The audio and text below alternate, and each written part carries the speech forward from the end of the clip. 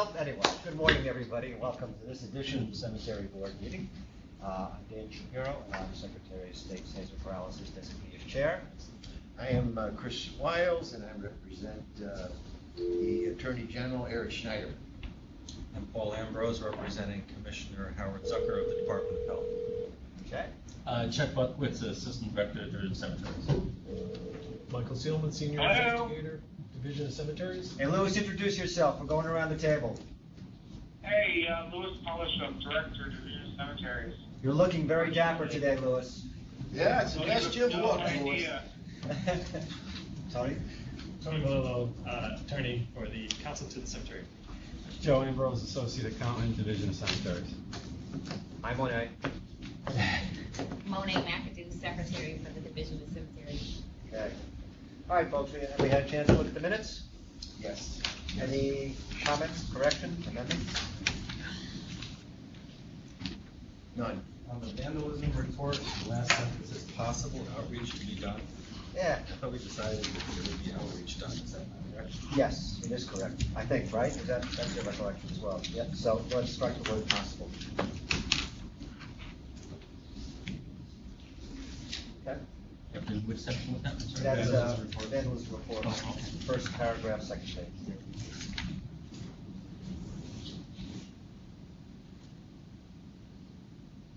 No?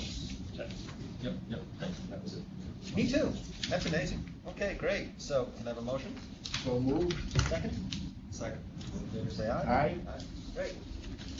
All right, Mr. Malillo, legislation and regulation. Nothing to report on either Yeah. legislation or regulation, but I can say that we are still making progress on our interpretation and application of the net appreciation. I think we're ready to share. Are we ready to share the redraft? We'll be ready, yes, I'll be ready today, I'll be sending it out That's great. to the interested parties. Okay, excellent. All right. Louis or Chet, who's giving the division report today? Well, Jeff is actually giving the division report. yeah, Great. okay, just wanted to share that, the division participated in a lean program, which is a review of, key processes, that are part of our normal operations, that we're looking to improve or find ways of improving. So the program which the division handles that we're going to look at were applications that go before the board. So while they're not numerous in nature, I think we average some 16, maybe 20 applications annually, and there are varied degrees of detail that are necessary to be reviewed. So that's what our focus were, whether land sale, purchase applications, major renovations, monuments, columbariums, PM loans. But what we determined was that they're varied and detailed, and they require both investigatory and accounting review mostly. So, so we are implementing a process of doing a preliminary review to see if the applications initially are complete, is the cemetery in compliance, generally speaking, and if not, then we'll issue letters of requesting additional information or notifying them of some non-compliance issue. So there's perhaps an opportunity where while they're getting our attention, we have their attention. So we're just looking to improve those processes. We do have a database to track the applications, which we'll re-implement. Oh, you have to do that? Yes, we have. And so, and we've come up with a process of not just tracking them, reviewing them, but also notifying and disseminating them to staff that need to know, either act on it or just be aware of it, and possibly have some input on it. So we're looking forward. We thought it was a very productive process to review the application process for us, value stream mapping process, and so we're looking to implement it. Okay, great. Yeah. Do you have performance measures or metrics that you're going to be looking at monthly or quarterly? Or annual? Or all of the above? Well, we're going to look at that. Certainly, there are timeframes with which applications need to be processed, I think by statute. might be like 45 days or 60 or 90 days, and those clocks stop running if we request additional information or an application is not complete. So we will be monitoring that, and hopefully we'll see that the results are that the applications are handled promptly and the turnaround time is So your performance targets are the standards that are expected by. essentially. Okay, very good, thank you. All right, so we'll go right on to vandalism. What you got first, Jeff? Yes, for the fiscal year ending so far, August 30th, the vandalism fees collected were $153,055. Applications granted totaled $226,214. Applications pending total $143,064. Of the applications granted, one was for vandalism for $832, 4 applications for restoration, totaling $172,932, and 1 application was for abandonment, totaling $51,450. By the way, I note that the 2 cell tower applications have been tabled. All right, and then submission of additional information, is that correct? Which ones? Local Shoal and Oak Hill. Both? Yeah. So that we'll be taking those up next time. So we have a pretty short agenda. Wow, that's good. Anyway, so why don't we hit the vandalism and in orders? Any issues on any of these? No. I didn't have any issues either, so. Yeah, this Plainville Rural Cemetery, Sweetwood's estimate $482 to reset all 7 monuments. Is that accurate? Yes. How can they do that? It seems that many other applications, the cost is much higher to reset a single one. As this is vandalism, the foundations are probably okay, the bases are probably okay, so it's just a case of picking them up and resetting. Yes. There's no groundwork and stuff. Okay. Motion? So moved, we'll approve, all of the requests. All in favor, say aye. Aye. Great. All right, Mount Pleasant Cemetery, really interesting, actually. Mount Pleasant filed its original revision corporation at the county clerk's office in Suffolk, 1879. A little bit before our time. When Cotton Corporation was. And before the cemetery board's existence. In any event, they now seek to bring their certificate of corporation up to snuff and file it with Department's Division of Corporations as an amended certificate. This was an unusual circumstance insofar as the original certificate was not filed here. So they worked with corporations to make sure that the certificate is fileable, and it is. Their restated purposes are what are understood to be typical cemetery purposes nowadays. And that's why we're reviewing it, because our consent is needed before it can be filed in corporations. That's really about all. I don't have much to say about it, except that it's really interesting in that the certificate of corporation that was filed in 1879 is illegible. So they did their best to give us a transcription, which will be filed, by the way, in our division along with the amended certificate. But, Tony? Well, it's going to get more interesting for your next 2 because they won't have that original, legible or otherwise. Yep. And This one, at least we have it. Right, and I'll thank our attorney for corporations, Gary Tretchell, who is not here, but I know did a lot of work on this, so he'll be doing a lot more work on the other 2. Tony, do you have anything on this? Yes, there's an approval of the certificate that has to be filed. Yep. And so that asks that the board make a motion as follows, that pursuant to sections 404E and 804AI of the not-for-profit corporation law, the New York State Cemetery Board hereby approves the next certificate of amendment entitled certificate of amendment of the Certificate of Incorporation of Mount Pleasant Cemetery Association under Section 803 of the Not-for-Profit Corporation Law, and that the New York State Cemetery Board hereby approves the filing of said certificate of amendment. And that's because the Department of State won't accept it without the cemetery board's approval. Right, it's required by the NPCL. I would move that resolution. Okay, cool. All in favor, say aye. Aye. Okay. Don't forget that you actually have to sign the piece Well, of yeah, paper. well, Tony just passed it around. Tony just passed it Yes. around. Thank you for. Good. Now, Louis, you brought Flushing back to the table. No, it's not on the Yeah, and- agenda. I'm gonna have to go orally on this one because I somehow sent a previous version of the memo, which is not accurate. Oh, Um, okay. The spreadsheets are accurate. That is the current version of the spreadsheet.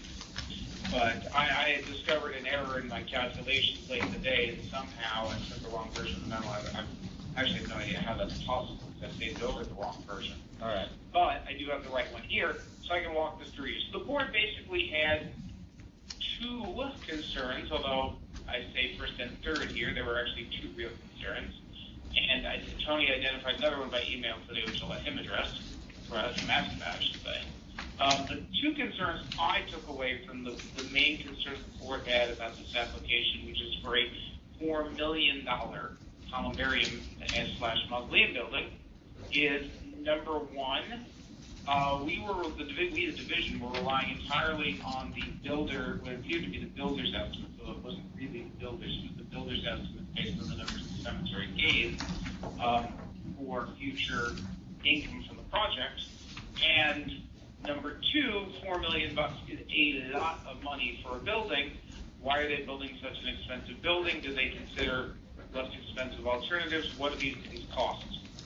I'm going to take those in reverse, because the second question is actually easier to answer, which is what do these things cost? Well, we've had two other mausoleum projects go up in the last 5 years in New York City. One at the Evergreen Cemetery. That one is a $2.5 million project providing 480 niches and 360 crypts. Building's 1,800 square feet. The second one is at the Canarsie Cemetery. How many square feet is this one, Louis? Just over 4,000. 4,536 to be precise. All right. By the way, the one at Evergreens includes bathroom space as well. I included that in square footage. It's 1,550 of burial space and 250 of a bathroom, or bathrooms, I suppose. There is also Canarsie Cemetery's mausoleum project was 3,359 square feet for a cost of $2.2 million. Note, however, that this is a quote-unquote garden mausoleum that has no indoor space. So it doesn't have all of the indoor public areas that that would be intended to, in the one that's Flushing, because they have some indoor. Theirs is going to be an indoor mausoleum. They don't actually need more outdoor space for niches. They have plenty of that. The other thing that the cemetery wanted us to point out, they wanted us to point out two things on the project. Number one is that this is an all-in price. Mullen Construction, the company that they gave, they had another bidder who was doing it for slightly less, but that didn't include a whole bunch of design services and attendant stuff that would have pumped the price up closer to $5 million. Once everything was all was said and done, this is an all-in price, including everything that needs to get done. Number two, about $80,000 of this is not actually going to the columbarium space. The storage space for records, the fireproof storage space they have in their existing building is bursting at the seams. They need another space there. Their contractor estimates that $80,000 of the price is going to cover an additional, much more adequate fireproof storage room. More importantly, there's an additional just over $400,000 that are going to cover additional architectural details and features that they've added to this. They are attaching it to a historic office building / chapel, and they want to make sure that the windows match and the roof matches and the stone detailing matches, and that's adding just under $500,000 to the cost of the project. I think in light of what we know about the other projects and this additional cost of roughly $500,000, the costs of construction are in fact in line with what we're seeing in New York City. Okay, so it's arm's length transaction, they got two bids. Yeah. You think this is a reasonable expense, reasonable price? Okay, I mean, for me, So I then needed some the context. issue is that you wanted more on the return on investment, which we did. And it is going to take a long time for this to pay itself back. We are estimating, the cemetery was estimating selling 40 crypts a year. Their average from 2008 to the present is 27.5, niches, not crypts, is 27.5. We think that 30, in light of that, is a much more realistic number. The trend has been growing. It's gone up in the last, from 2012 to 2015, it's gone up, it's doubled after having been a lot higher before the recession. And they and we see an upward trend. Every cemetery, we've spoken to Greenwood, we've spoken to Woodlawn, every cemetery that we've spoken to that has glass front niches says we are going through them we are selling a lot of them.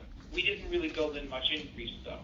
The cemetery also provided us with an estimate that did not take into account selling any of the 168 crypts because they don't have a strong sense of how those are going to sell. They really wanted to include a small number of full crypts just so that they didn't have to turn people away who wanted that service. If they catch on, then great, they will have that inventory, they can build more. There is space for them to build another building. If they don't sell especially well, what they're really sinking their money into here is the glass niches, and the crypts are not what the project's about. It's not going to be a major factor.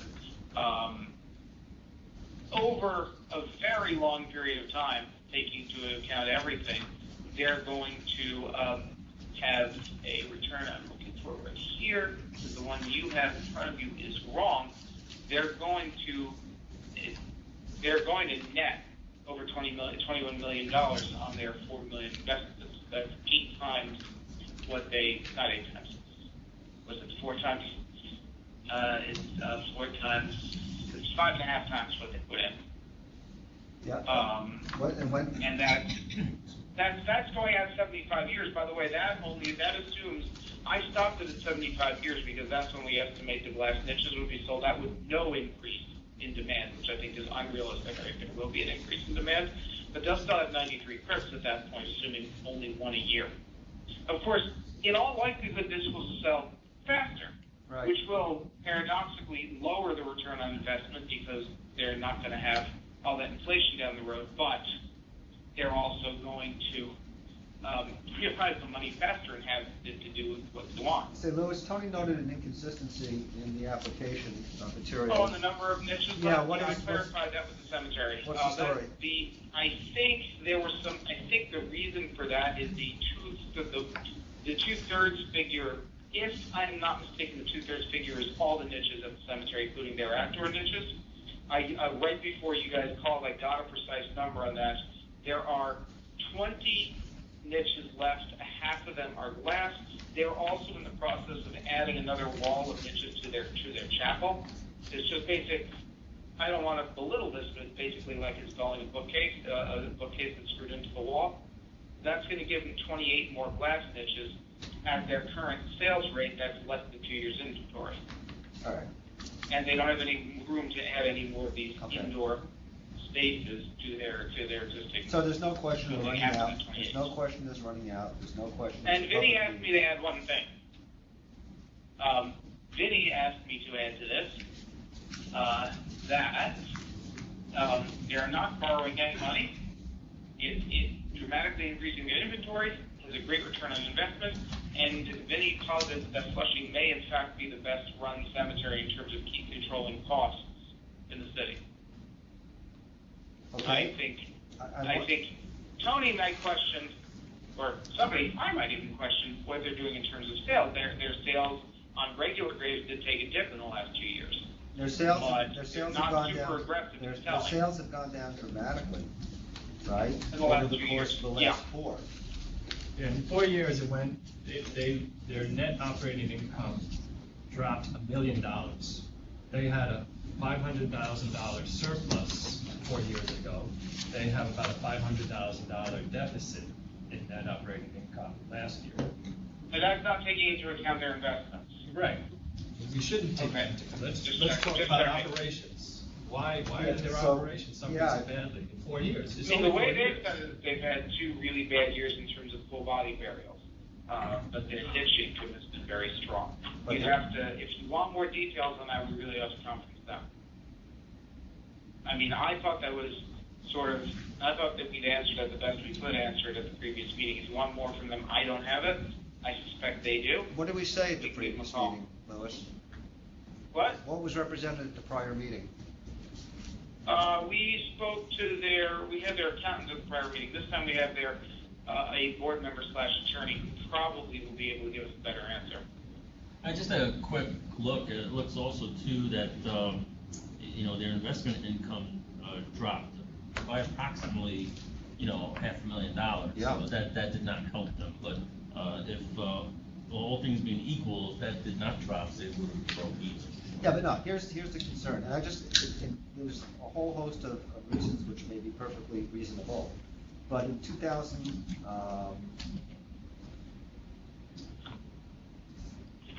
you have, Tony, where's the law? I'm not reading this correctly.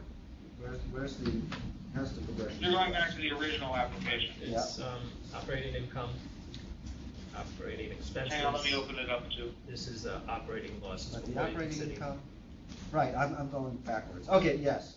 In 2011, the operating income is 2.6 million. In 2012, it's 2.4.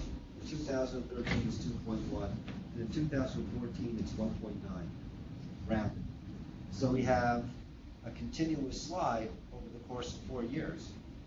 And it would be good, a significant slide. So it would be good to get a handle on why that is. Because we're being asked to vote on something where they're gonna make sales, and I understand that there's a market, there's a need, got it.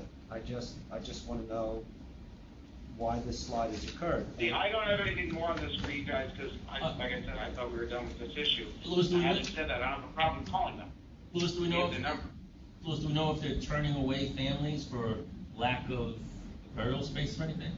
They're not turning away families yet. They are getting close to full, but I don't think they're turning anyone away yet. No, They maybe haven't. maybe they'll tell us that the desirable, internment areas are sold out. Maybe there's That may be. My recollection is that there was an accounting reason that accounted for part of it, and that the rest, that they had basically said 2 really crappy years in terms of full body burial sales.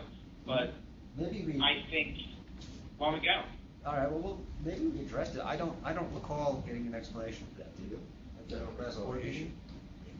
Okay. I think we raised it, but it was sort of fleeting. Why don't we get the cemetery on the horn then? All right, Chet, do you know how to do that? Might have to lose Louis. We might have to. No, there should be a way of conferencing. Let me, Yeah, well, well, I give can me, conference give me, them on my, I well, can conference them on my phone. Yeah. Why don't you do that, Louis? Yeah, let's see if I can do it. Can you give me the number though, Chet? I know I just gave it to you. I was just about to ask you for the number, Louis, 1 minute. Oh, hold on, I'll find it. Okay. Oh, I had a pen that would help. Okay, just gonna write it down because I have to quit out of the place where I have it to make the call. So we're gonna be speaking with Glenn Nielsen, who's a board member and an attorney, and John Helly, who's their superintendent. All right, let me see how to do this. I think I know how to do this. Okay, add participants. Let's try this.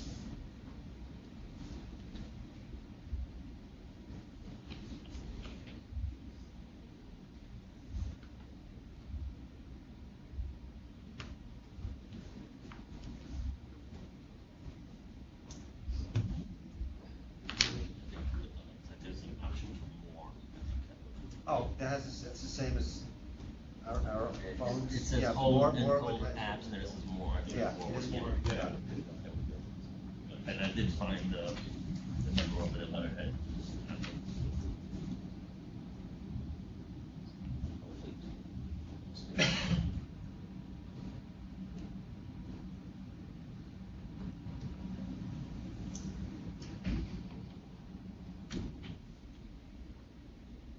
So much. Mr. Nielsen's with me, he's just finishing up a call. Need to put you on. Hi do there, we have yes. him? The board is here. Hi, good morning, how are you? I should warn you, John, you're being recorded for posterity. Yeah. Okay, thank you. Hi, John, this is Dan Shapiro. Hi, Mr. Shapiro, how are you? Good, how are you? So we've got I'm the doing full, okay. we got the full board here in open session, and we had a couple questions for you. And Sure. one of the issues that we're concerned about is the rather precipitous drop in income, in operating income from 2011 to 2014. Can you tell us, you know, the background for that and why it has occurred and whether it's going to continue to occur? The big drop is there was a large decrease in land sales for those periods of time.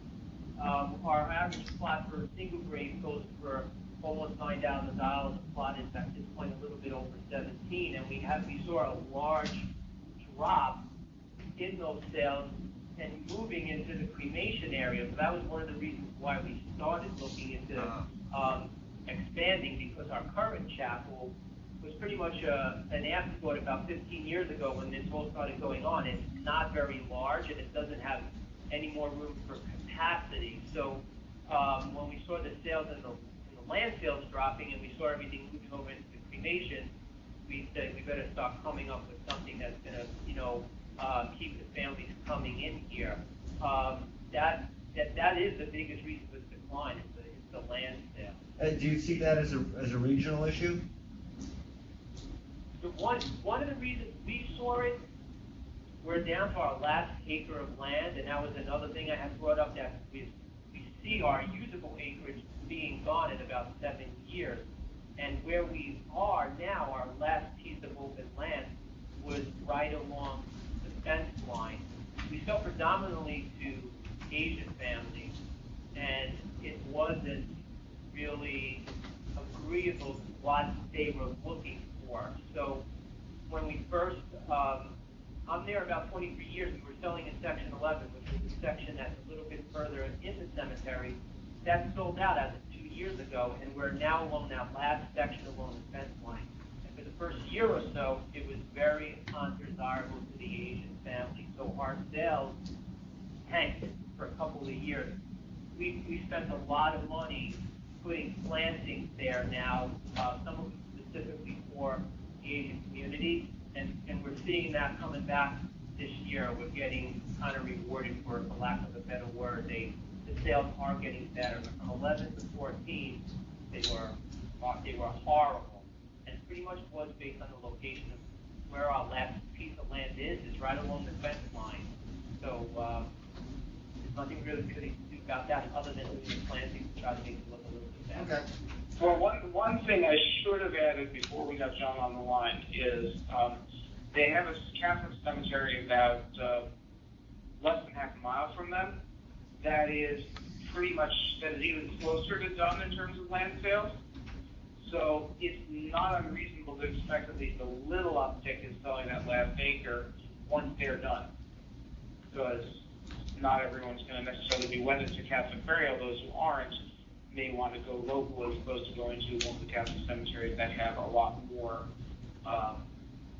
space available. John, you probably can quantify a little bit more what you told you about some of your directors suggesting that you might be getting business that way. And I actually spoke with Tom up in St. Mary's. They're selling just on an as-need basis now for land. They still have room in their mausoleum, so I don't expect a large influx of full-size scripts from them. But from what I'm aware of, they don't have a large amount of cremation niches in their building. So we're anticipating that we will be a stronghold to come into those niches. The building's going to have about 2,500, so we're expecting quite a bit of years coming out of that building. We're not looking to sell it out immediately. We're looking at to be an income provider for us for the decades where our land is going to be pretty scarce. Okay. Do we have any questions for the cemetery? Anything else to discuss? No, I just feel we're doing this to preserve the life of the cemetery. Our acreage is running out. We see a big push towards was the cremation, and the majority of this building is going to be double glass niches, which is what we've seen our community looking for. And I think Director has also agreed with us that we have a limited number of post sites. It's going to be a good experiment to see how quickly they do move. It'll be some supplemental income to the building for us, and give us a little bit of a test before we start building a very large building and have it sitting there on it. So if they Well, I turn that around the other way. Our view as a division is unless you know what you're, I don't, let the world know this. Unless you really know what you're doing, above ground mausoleums are a very risky proposition. But having a small piece of that in the mix with the glass front niches, which are selling really well citywide, Yeah, a good idea just so that you don't have to turn people away for lack of a product. right, and that's my point. It gives a good experiment into that market without having to provide a whole building just based on that. So I think the building is very well thought out. It has a lot of good options for us, and will extend the life of the cemetery. And it's using land that really wasn't usable for a regular interment because of its location. So I don't think we're taking anything away from that part of the cemetery lifespan either. They barely have to take down any trees to do it. Right. I think we put down 3 trees. That was it. Okay, I think we have enough. Do we have enough? We have Are we ready? Yes. All right, motion? I'll move to accept the application. Okay, second? Did you say second? I said second. Oh, I'll ask you, would you care to second? Second. All in favor, say aye. Aye. Aye. Okay, you're done. All right, thanks, John. Thank you, and thanks for Director. participating, it was very helpful. I thank you guys. I appreciate it. Take care. All right, bye-bye. Bye-bye. Bye. All right, have we got anything else on the Yeah, we're good. public agenda? That's it, right? Why are we tabling? Yeah, Tony had some issues, they did. Yeah, What was it, Tony? Well, we have, for one thing, we have a standard rider that we add Oh, we didn't have to the cell rider. towers. And unfortunately, you can't just paste it onto every, there's some provisions that are standardized, but others that are specific to the lease itself. So, I mean, the Oak Hill one is my bad. I just didn't get it to Tony in sufficient time to have it on for this one. I think that one probably is going to end up being okay. The Malcolm Shuller one, there's some real issues, and which are compounded by the fact that the cemetery, presumably not knowing any better, entered into the cell tower lease, albeit with the provision saying that it's enforced, that it's contingent on the board's approval, as opposed to coming to us with an all-but-signed draft, which of course is the proper procedure. Well, that can be remedied, but the. and there are real problematic clauses in the lease Okay. itself that I don't know the writer can fix, that they may have to make changes to the base lease. So it's a drafting issue. Right, I caught a few of those, and Tony caught some more. Right. So we might as well have something where we have agreement and draft to Yeah. review rather than talk about it. Right. Something like that. All right, okay, well, that concludes the public session, board meeting. I'm adjourned for a few minutes to say hello to folks. Oh, wait, let's set a date. No, No, we're wait, going do to. I'm not- do we're our going to. guests have anything to say? Yeah, I was getting there, Louis. Louis, But you're first- gonna hang out about adjourning. First, Here's the thing about first, adjourning. first we'll set a date for the next board meeting. When the folks want to meet, we want to do third Thursday again? That's what Oh, no, we're not doing that anymore. We're doing, what are we doing now? I forget. First or second Thursday. First or second Thursday. I cannot do either of those dates, though. Could we do the second Friday instead, October 9th? Friday? Friday. How about, hey, you're talking to a bunch of state workers here. Friday morning. Friday morning. Yeah, that's recorded.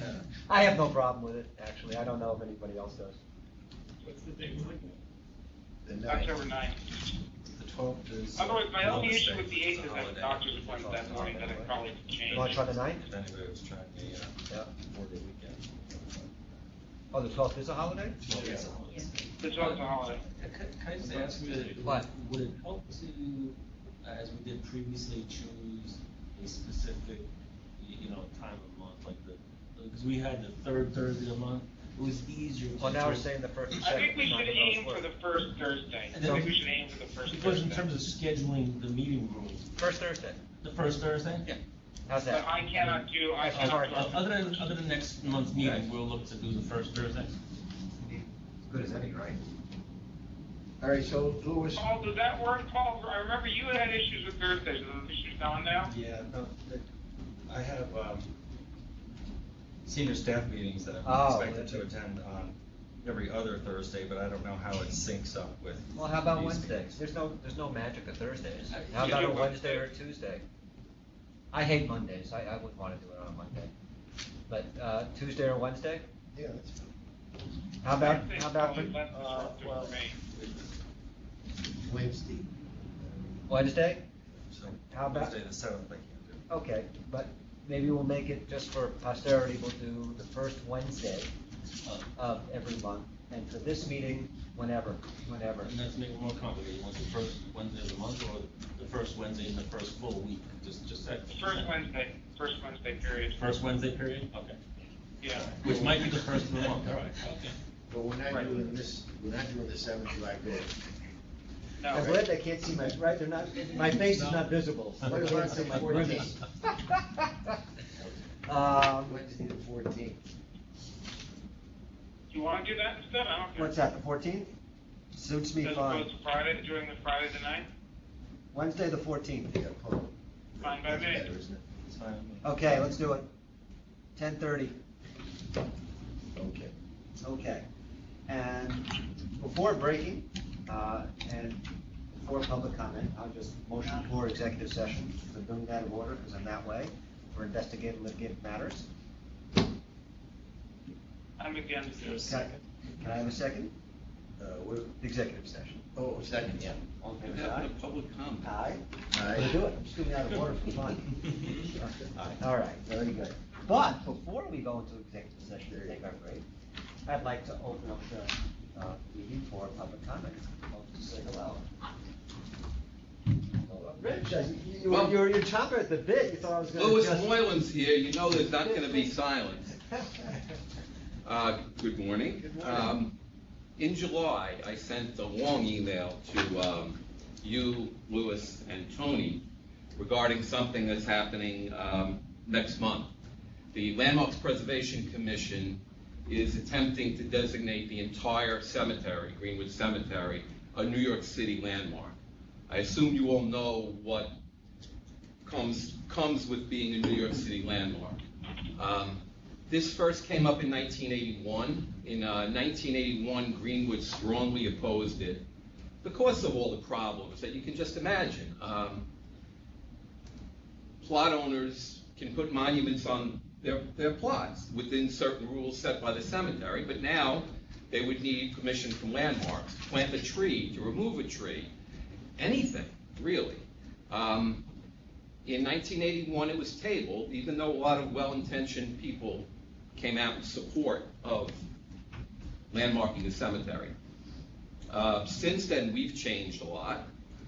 We've become a National Historic Landmark, which is a totally different thing. They really do not interfere with you at all. But we were on this list of 95 properties that no action was taken, some that have been on this list for 50 years. The new Landmarks Commissioner, to her credit, decided to get rid of these, that if they haven't been a landmark by now, they're never going to be a landmark. Unfortunately, the preservation community, which I usually support, went crazy. So the commissioner decided to have 3 days of hearings on the property, on the 95 properties, and we're scheduled for October 8th. I think we're going to be okay because we've been working hard all these years, and we actually have the New York Landmarks Conservancy will support our position opposing designation. The Historic Districts Council, which almost never sees a landmark that shouldn't be, will be supporting our position. And staff itself appears to be in support of our position. We met with them a few weeks ago. In 1981, we asked the Cemetery Board for an opinion. We didn't get one. And I don't necessarily expect you to take a stand here. What could be helpful, though, is a letter outlining how you do regulate cemeteries. I mean, one of the things that came up in our staff meeting with LPC was that the general counsel said, well, what if we designate the paths and roads as landmarks?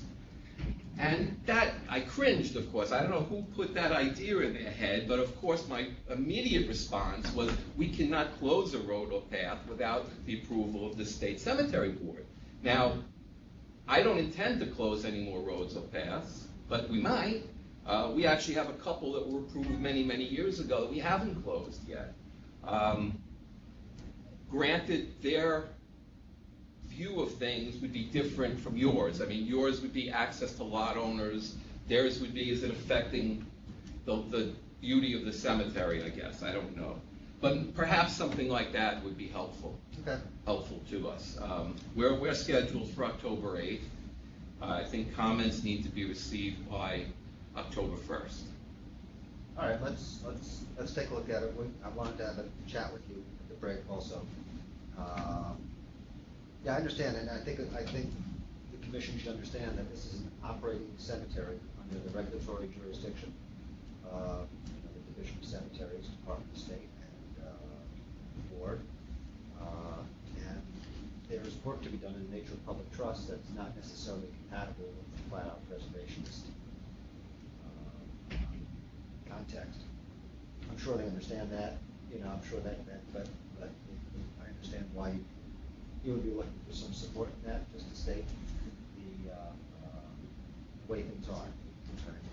Perhaps we can help you with that. So we'll take a look at that.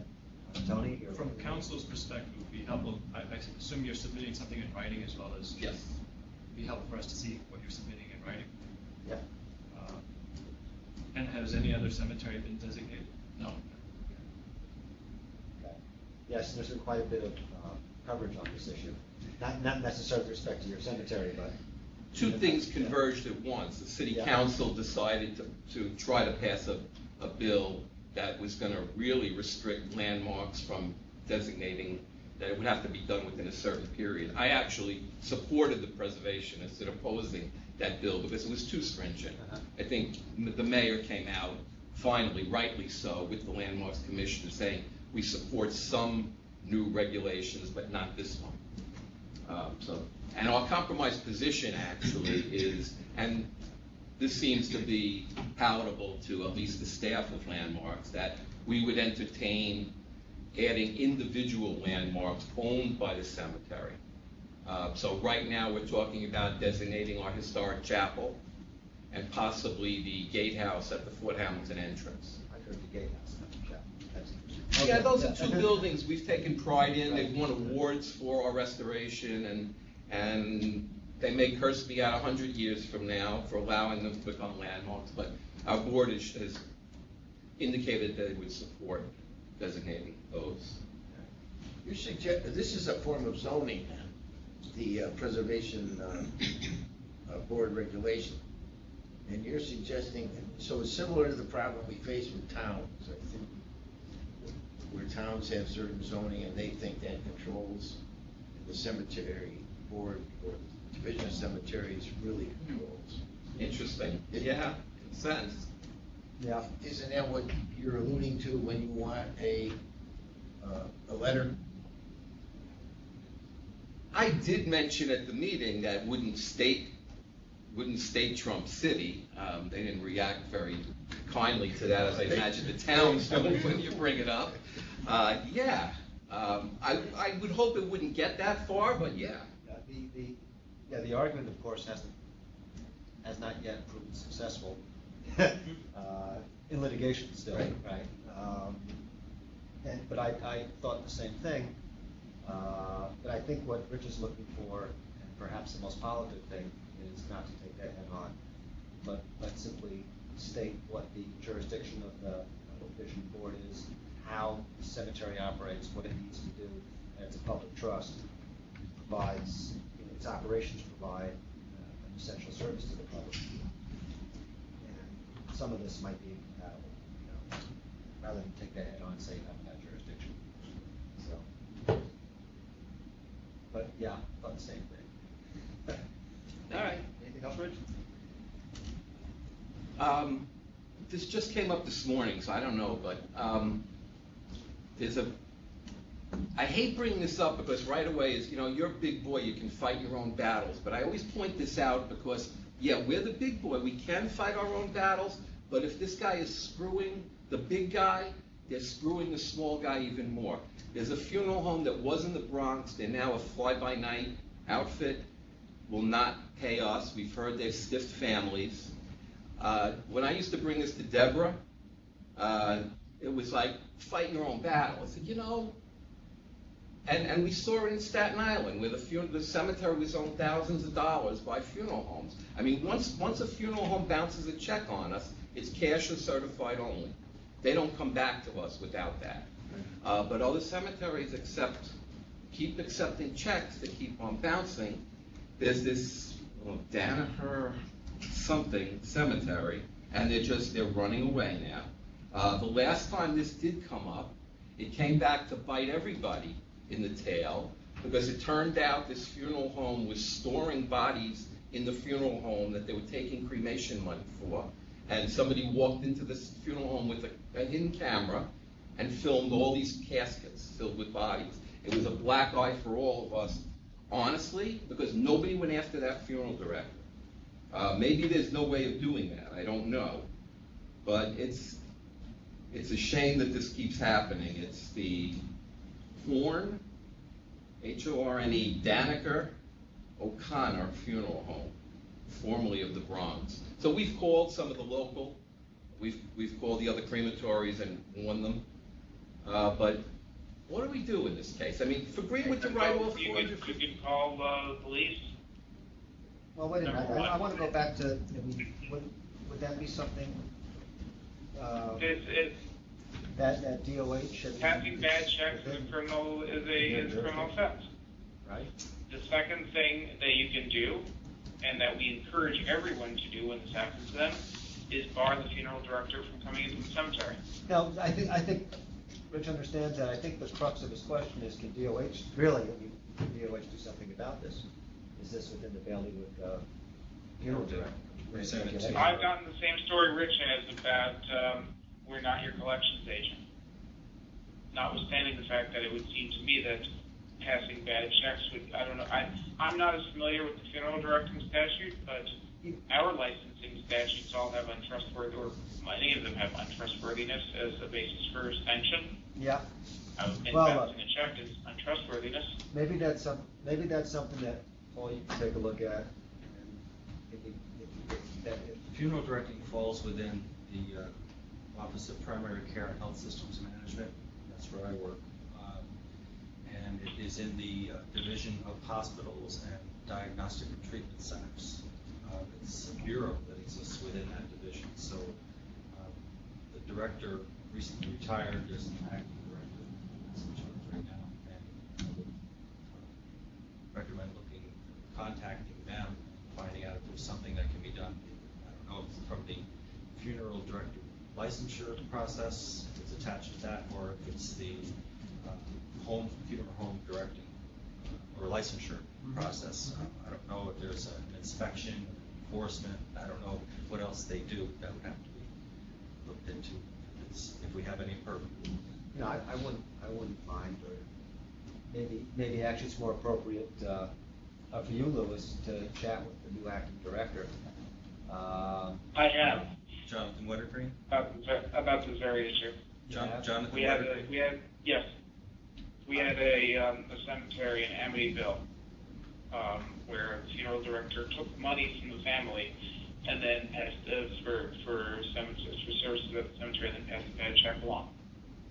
So in other words, the family is going to be billed by the cemetery for services they've already paid for.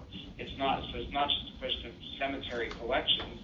It's a question of this guy has actually stolen money from the family and the cemetery's unpaid. All right. So you have two victims. All right.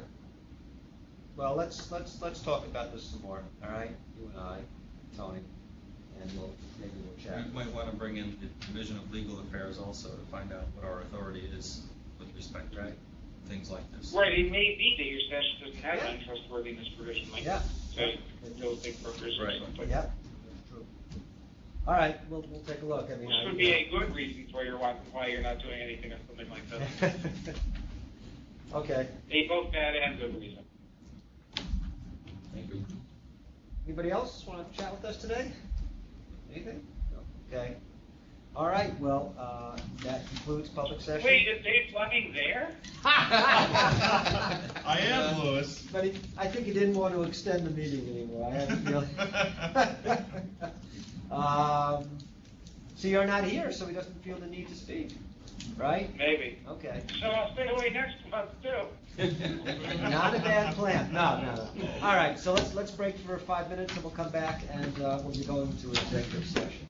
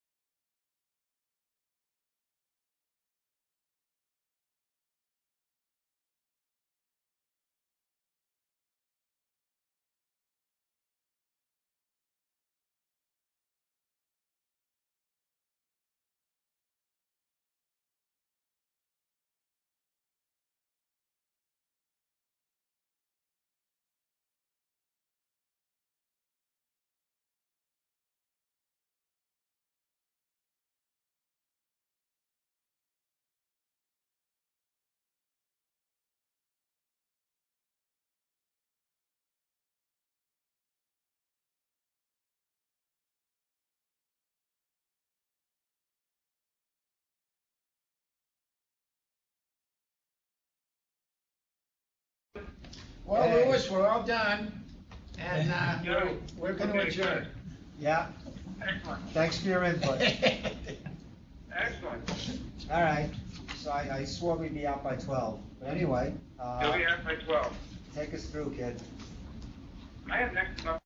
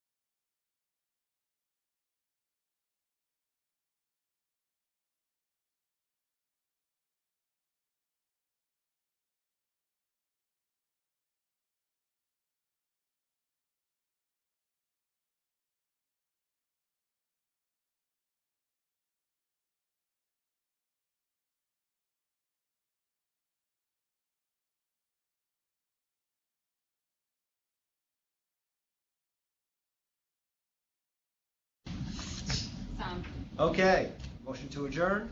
So moved? Second. All in favor, say aye. Aye. Okay, thanks, everybody.